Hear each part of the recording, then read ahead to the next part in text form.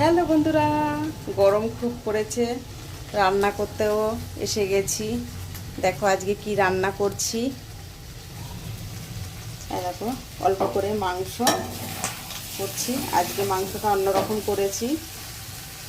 আলুটা একটু সামান্য ভেজে নিয়েছি, আর সব আদা রসুন পেঁয়াজ একবারে মাখিয়ে একটু লেবু দিয়ে নুন হলুদ লঙ্কা সব একবারে মাখিয়ে করলাম। আমার এই যে কষানোটা হয়ে গেছে, গরম জল এই যে করে নিয়েছি, এটা ঢেলে দেব। ভালো করে ফুটলে গরম মশলা দিয়ে নামিয়ে ফেলবো।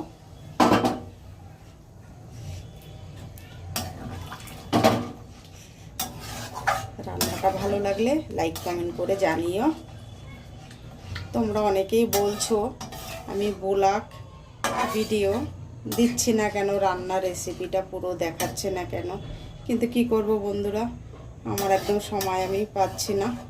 ওই এডিটটা আমি এখনও না, তোমরা হয়তো হাসবে, আমি এডিটটা এখনও শিখতে পারিনি। তার জন্য আর চেষ্টাও করছি না, কেননা আমি অতটা সময় পাই না, সে তো জানো।